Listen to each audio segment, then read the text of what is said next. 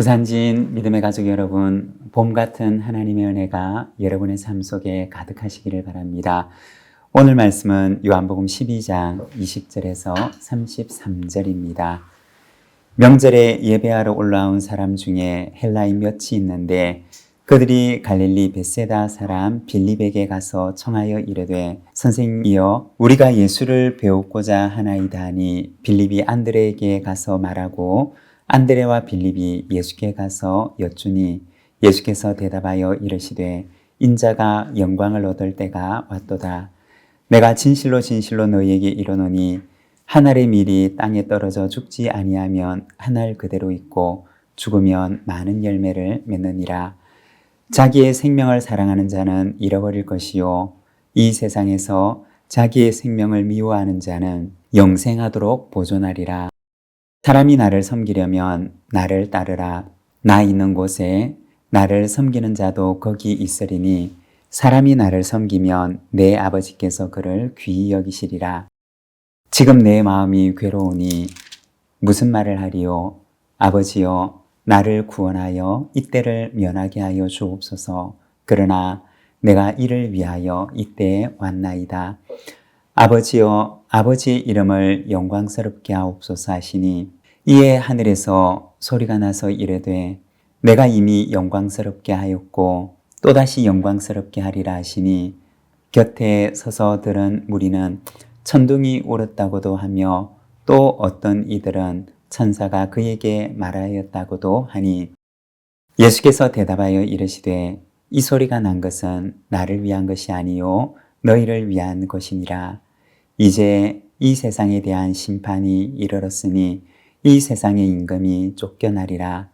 내가 땅에서 들리면 모든 사람을 내게로 이끌겠노라 하시니 이렇게 말씀하시면 자기가 어떠한 죽음으로 죽을 것을 보이심이로라. 아멘. 오늘 우리가 함께 읽고 있는 말씀에서는 헬라인 몇 사람이 예수님을 찾아옵니다. 그리고 예수님께서는 하나님의 목적을 이루시기 위하여 앞을 향해 나아가십니다. 오늘 우리가 읽었던 본문 바로 앞에 19절에 보면 이렇게 말씀을 합니다. 바리새인들이 서로 말하되 볼지어다 너희 하는 일이 쓸데없다. 보라 온 세상이 그를 따르는도다 하니라. 사람들이 예수님을 따르는 모습을 보고서 바리새인들이 했던 말입니다. 온 세상이 그를 따르는도다. 그리고 오늘 본문의 말씀이 시작되는 것입니다. 오늘 말씀에 보면 헬라인 몇 사람이 예루살렘에 와서 예수님을 찾는 모습을 보여줍니다. 여기서 헬라인이라고 칭해지는 사람들은 이방인을 가리키는 것입니다. 이방인인데 유대교로 개종했던 경건한 헬라인을 말하는 것입니다. 그들 가운데 몇 사람이 예수님을 찾아왔던 것입니다. 20절에 보면 예수님께서는 이렇게 말씀을 합니다. 인자가 영광을 얻을 때가 왔도다. 헬라인의 방문 소식을 들으시고 예수님께서는 이제 때가 왔구나 라고 말씀하셨던 것입니다. 온 세상이 하나님께로 돌아오는 때가 찼음을 예수님께서는 아시고 말씀하셨던 것입니다. 24절에 예수님께서 말씀하십니다. 내가 진실로 진실로 너희에게 이르노니 한 알의 밀이 땅에 떨어져 죽지 아니하면 한 알 그대로 있고 죽으면 많은 열매를 맺느니라. 예수님께서는 당신의 십자가에서의 죽음을 하늘의 밀에 비유하여 말씀하셨습니다. 한 알의 밀이 땅에 떨어져 죽지 아니하면 한 알 그대로 있지만 죽으면 많은 열매를 맺게 됨을 말씀하셨습니다. 여러분, 하나님 안에서 참된 열매가 있는 곳에는 언제나 그 안에 누군가의 희생이 있고 또 누군가의 헌신이 있는 것입니다. 만일에 우리도 열매를 원한다고 한다면 예수님의 말씀처럼 내가 죽고 내가 희생해야 하는 수고가 있어야 하는 것입니다. 바로 그곳에 열매가 맺히는 것입니다. 27절과 28절의 말씀입니다. 지금 내 마음이 괴로우니 무슨 말을 하리요? 아버지여, 나를 구원하여 이때를 면하게 하여 주옵소서. 그러나 내가 이를 위하여 이때에 왔나이다. 아버지여, 아버지의 이름을 영광스럽게 하옵소서 하시니 이에 하늘에서 소리가 나서 이르되 내가 이미 영광스럽게 하였고 또다시 영광스럽게 하리라 하시니. 여기에 보면 예수님의 심경과 예수님의 기도가 등장하고 있습니다. 겟세마네 동산에서 드렸던 주님의 기도와 같은 기도가 여기에도 나타납니다. 아버지여, 나를 구원하여 이때를 면하게 하여 주옵소서. 그러나 내가 이를 위하여 이때에 왔나이다. 아버지여, 아버지의 이름을 영광스럽게 하옵소서. 예수님께서는 그 고난의 잔을 마시면서 오직 하나님의 이름만이 영광스럽게 되기를 기도합니다. 그러자 하늘에서 소리가 나서 말씀하십니다. 내가 이미 영광스럽게 하였고 또다시 영광스럽게 하리라. 무엇을 말씀하시는 것일까요? 첫 번째 영광은 예수님의 성육신을 말하는 것입니다. 영광이라고 하는 것이 휘황찬란한 세상의 영광을 말하는 것이 아니라 사랑 때문에, 하나님의 사랑 때문에 낮아지셔야만 했던 예수 그리스도의 성육신의 사랑을 말하는 것입니다. 그 성육신 속에 하나님의 사랑이, 하나님의 영광이 빛나는 것입니다. 그리고 두 번째 영광은 예수님의 부활입니다.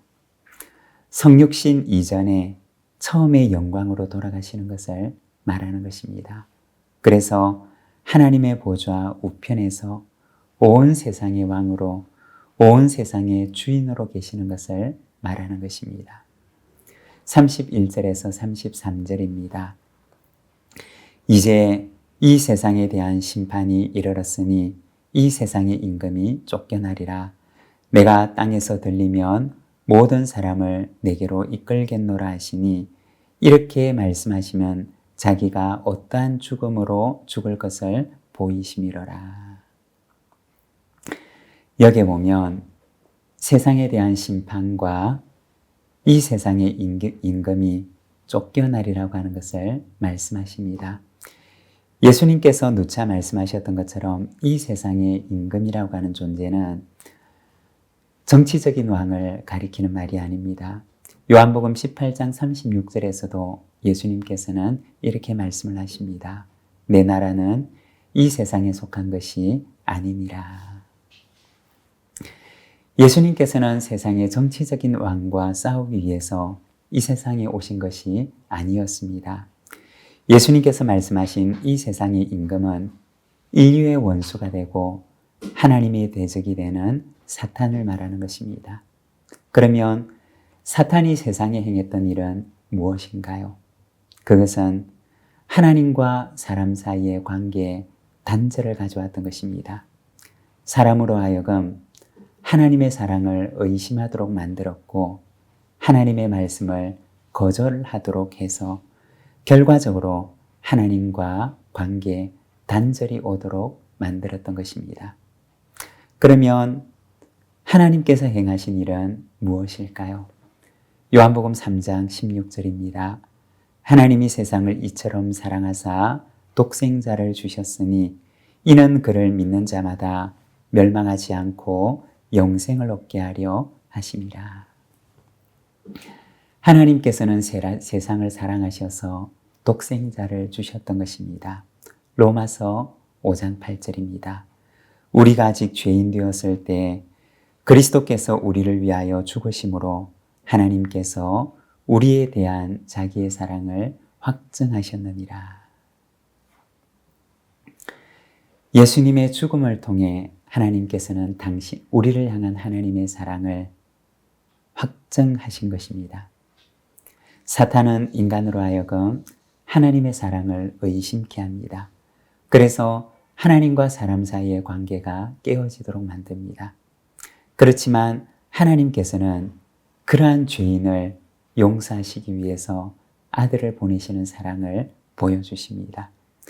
결코 변하지 않는 사랑을 확정적으로 보여주신 것입니다. 하나님과의 관계를 단절시키고자 했던 사탄의 계획은 예수님의 십자가의 죽음으로 완전히 무산되었습니다. 다시는 인간에게 왕노릇할 수 없도록 쫓겨나는 모습을 보여주고 있습니다. 여러분, 이것이 요한복음이 보여주고 있는 하나님의 사랑인 것입니다. 결코 변하지 않는 사랑이며 영원히 실패하지 않는 사랑이고 반드시 승리하는 사랑입니다. 이 사랑이 하나님의 사랑이며 저와 여러분을 향한 예수 그리스도의 사랑인 줄로 믿습니다. 함께 기도하겠습니다. 하나님 아버지 은혜를 감사합니다. 오늘 우리가 주님의 말씀을 바라봅니다. 사탄은 하나님과 우리 사이의 관계를 깨뜨리고 단절시키려 하였지만 그러나 하나님께서는 그 아들을 보내주셔서 우리를 향한 하나님의 사랑을, 죄인을 향한 하나님의 사랑을 확증하신 것을 우리가 바라봅니다. 결코 깨어질 수 없는 사랑이며 결코 실패하지 않는 사랑이며 우리를 향한 그 사랑이 영원한 사랑임을 예수 그리스도의 그 십자가를 통하여 보여주셨습니다. 주님, 이것이 우리를 향한 하나님의 사랑임을 믿사오니 주님이여 그 사랑 가운데 살아가게 하시고 그 사랑에 감사하며 살아가게 하시고 우리도 주님 앞에 우리의 사랑의 고백을 하며 살아가도록 인도하여 주시옵소서. 예수님의 이름으로 기도드립니다. 아멘.